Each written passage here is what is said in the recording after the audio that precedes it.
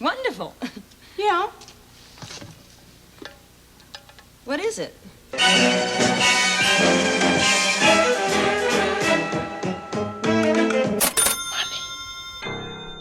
If you only have 30 seconds, here's the bottom line of this video. She married 4 men, 2 of them gay, one an alleged conman who claimed she beat him with a stiletto heel, and one she was simultaneously cheating on with both Martin Scorsese and Mikhail Baryshnikov. She was born into the most famous mother-daughter story in Hollywood, raised on amphetamines and applause, and by 13 years old was emptying her mother's Nembutal capsules and refilling them with sugar to keep her alive.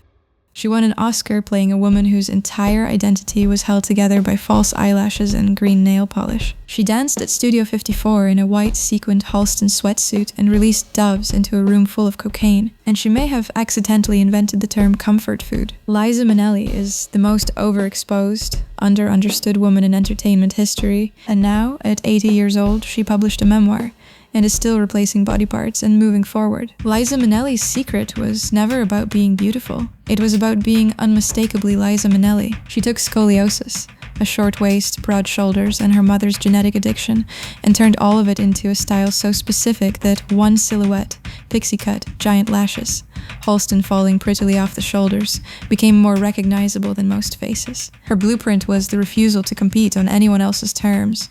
But if you'd like a bit more of an explanation, follow me. Welcome.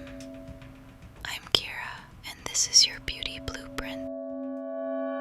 I've spent a whole week researching, watching, and editing all things Liza Minnelli to bring you her very essence and share the best of my findings. Come on. I'll teach you how to make cappuccino.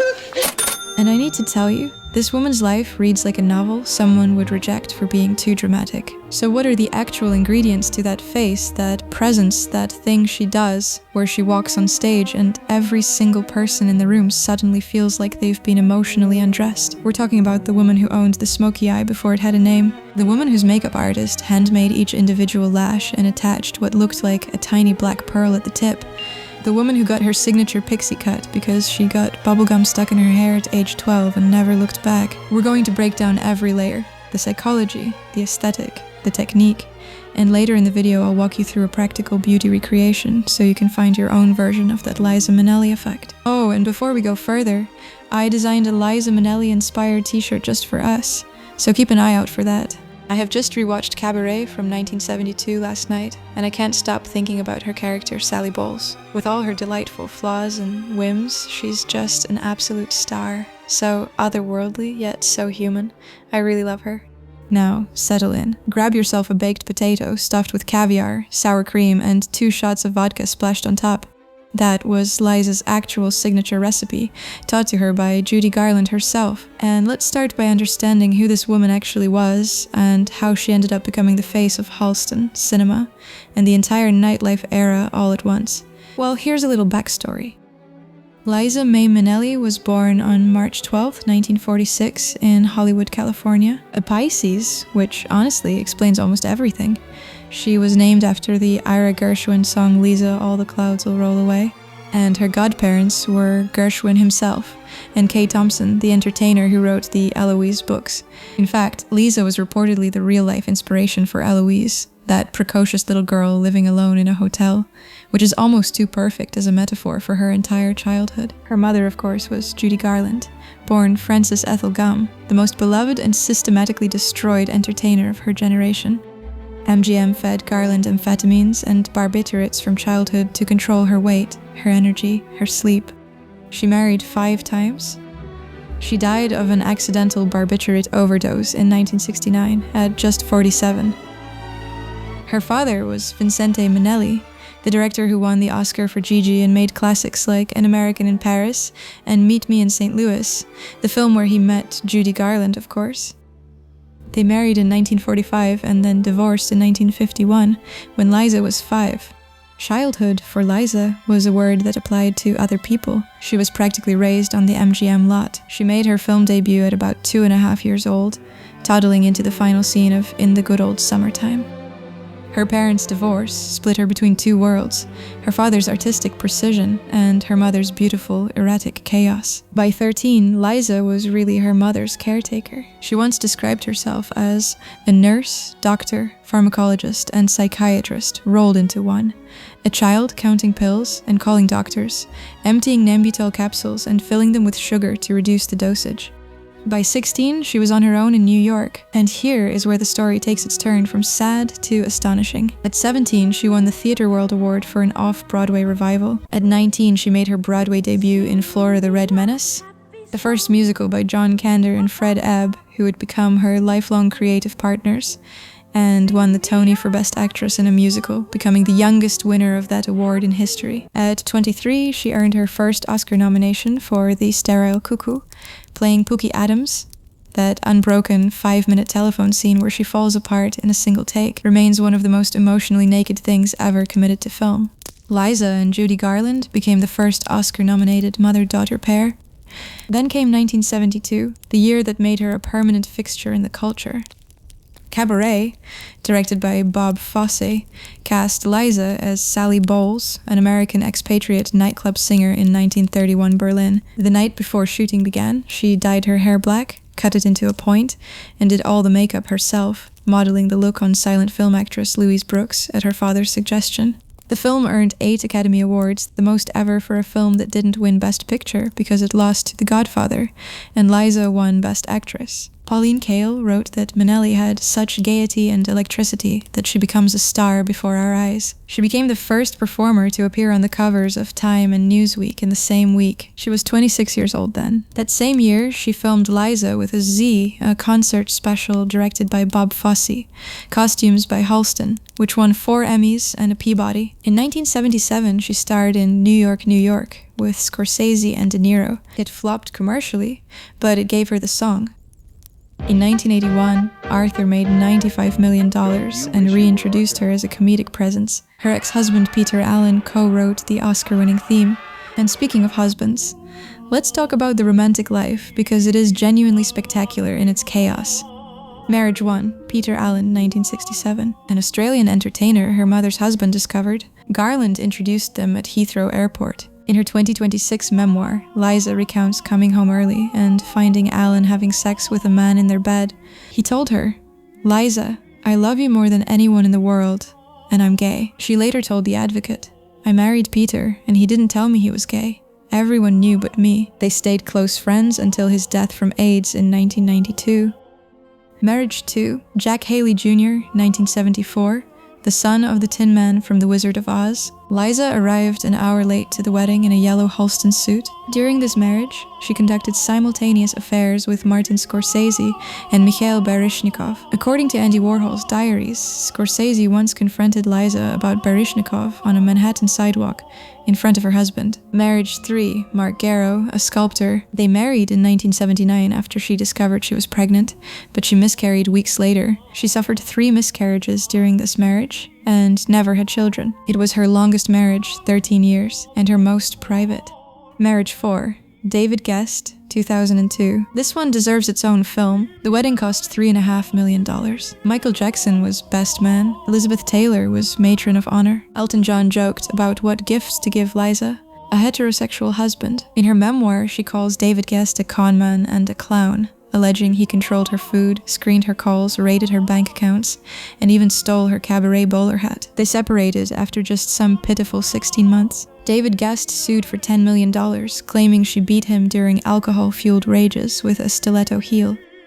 Liza countersued for $2 million, alleging financial theft. His lawsuit was dismissed. In her memoir, she wrote, "I clearly wasn't sober when I married this clown." Pretty funny, in the end. Thank God for her sense of humor. Her own verdict on romance is wonderfully self-aware. "If I give you romantic advice, don't take it. Look what's happening to me. I have the best taste in friends, and the worst taste in husbands." Now, stay with me, because we haven't even gotten to the part about what made Liza Minnelli's look so revolutionary, how Halston essentially built her visual identity from the shoulders down, and why, before there was the smoky eye, there was Liza. If you're finding value in this, please like and subscribe. It genuinely helps this little new channel grow, and it means I will get to keep spending my weeks deep in research like this. Now, where were we? Halston. They met in the late 60s when Liza was about 20, after her godmother, Kay Thompson, arranged a meeting at his studio. Liza had spotted one of his designs at Bloomingdale's and was smitten. "We got along instantly," she said, "and he became my fashion mate. I did what he said, he really took care of me." Their friendship was described as the longest, most passionate, though completely platonic relationship in both their lives. What Halston understood about Liza's body was architectural. He told her to hang everything off your shoulders because she was broad-shouldered, short-waisted, and long-legged. He designed her canary yellow Oscar gown in 1973, her yellow wedding pantsuit, nearly all her concert costumes, and that legendary white sequin sweatsuit for Studio 54. When she couldn't afford fine jewelry, he declared, "You can't afford gold, and men have to buy you diamonds, so you have to wear silver," and introduced her to Elsa Peretti's designs. He shaped her pixie cut. He once redecorated her entire Manhattan apartment as a surprise while she was out of town. He was, in effect, the architect of the Minnelli visual blueprint, the person who understood that her body was not a problem to solve, but a structure to decorate. Their most significant joint moment was the Battle of Versailles in November 1973, that legendary fashion showdown at the Palace of Versailles between 5 American and 5 French designers. During Halston's segment, Liza performed Bonjour Paris, and the crowd sure lost its composure. The moment is credited with helping catapult American fashion onto the world stage. Halston was ousted from his own company in 1984, but he continued designing exclusively for Liza. He died of AIDS-related Kaposi's sarcoma on March 26, 1990, at 57. "I lost my best friend," she said. She still wears his signature fragrance every day. Studio 54 opened in April 1977, and Liza was among what they called the no FUs, the VIPs who were always granted entry. Andy Warhol said it best: "The key to the success of Studio 54 is that it's a dictatorship at the door and a democracy on the dance floor. It's hard to get in, but once you're in, you could end up dancing with Liza Minnelli." The core circle was Liza, Halston, Warhol, Bianca Jagger, and Truman Capote, plus anyone else famous enough to be interesting. On New Year's Eve 1977, at Halston's white-themed party for Bianca, Liza wore a white sequined Halston sweatsuit, and together she and Jagger released White Doves into the club. It is one of the most reproduced images of the entire era, but the sequins had a cost. Liza's addiction began at 23, when doctors prescribed Valium after her mother's death. What began as a one-day blessing soon turned into a habit, then a full-blown case of addiction in the years ahead. She wrote, "It was a final gift, a genetic inheritance from Mama I could not escape." Her substances included alcohol, her primary addiction, as well as Valium, cocaine, marijuana, quaaludes, barbiturates, and amphetamines. Andy Warhol once recorded her arriving at Halston's house and demanding, "Give me every drug you've got." Elizabeth Taylor told her to look in the mirror and see what everyone else could see, and she entered Betty Ford in 1984. She went to treatment at least 5 times. In 2003, she collapsed drunk on Lexington Avenue, and hundreds of people stepped over or around her body. Her final rehab was in 2015. She has now been sober for approximately 11 years. "I haven't beaten addiction," she writes in her memoir. "Nobody does, if it's in the blood. But for the first time, I've fought it to a draw." We're about to get into the full beauty breakdown, the actual techniques, the products, the philosophy, and I think this is the most useful part of the video for anyone watching who wants to understand what made her face work the way it did. Drop a comment and let me know, who should the next blueprint cover?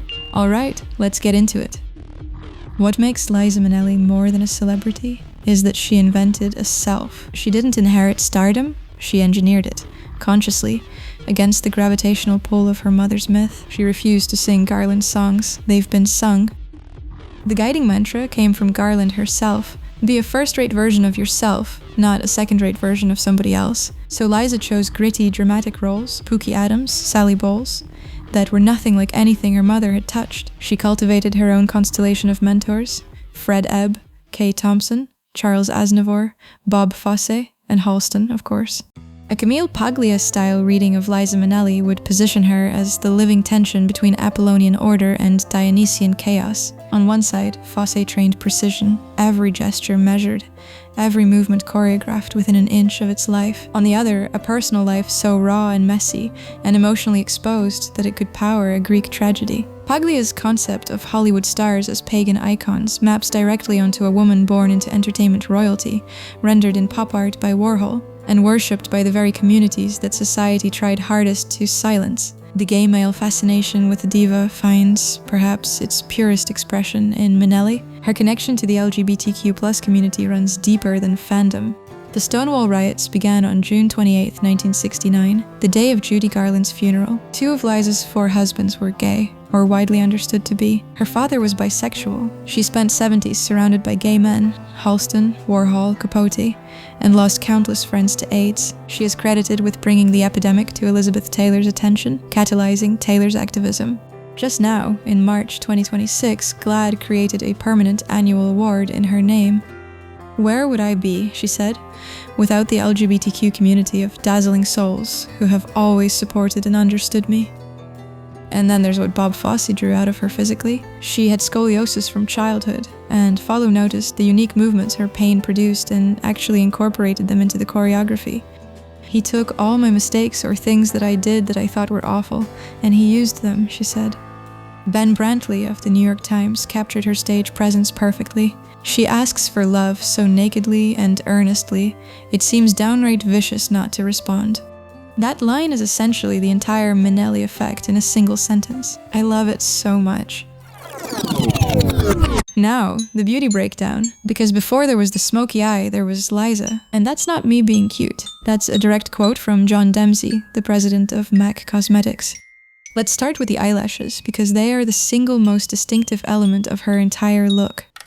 Makeup artist Christina Smith handmade Liza's signature lashes. "I made those lashes by hand," Smith said. "They're long in the center, and the lowers. Of course, she had naturally big eyes. I just enhanced them." Each lash reportedly had what looked like a tiny black pearl at the tip. For everyday use, Liza wore elite brand lashes, 100% human hair. She stored them wrapped around wooden dowels to maintain their curl. "They need to be light," she said. "If they're light enough, they're so easy to put on." Now, if you want to understand the Sally Bowles makeup as a technical composition, think of it this way. The dominant shape is circles, hair modeled on Louise Brooks and the silent film actress Leah Deputy, that angular, almost architectural bob called the booby cop. Face powdered dead white, pancake porcelain with visible texture. Eyes, opaque blocks of green-tinged blue eyeshadow framed by those spidery lashes, almost as long on the bottom as the top, and the same length from inner to outer corner, giving her circular baby doll eyes. Eyebrows, thin, fiercely dark, penciled lines. Lips, red, slightly underdrawn and round, without crisp edges. A sequin used as a beauty spot. Nails, emerald green, taken from Christopher Isherwood's original description. Nothing about Sally's look is precise. It's beautiful, but also a bit unsettling. Her personal beauty philosophy is characteristically over-direct. "I don't have a particular beauty philosophy. Just make sure you look good before you walk out the door." But the real lesson is more interesting than any single product. Liza never tried to be beautiful in the conventional sense. Smith herself noted that Liza wants to look special. She's not trying to be beautiful, she needed to be special. That distinction, special versus beautiful, is what we need to hear here. If you want to adapt this for yourself, here's what I'd suggest. First, find your dominant feature and amplify it rather than balancing it out. Liza had enormous eyes. She made them appear even bigger.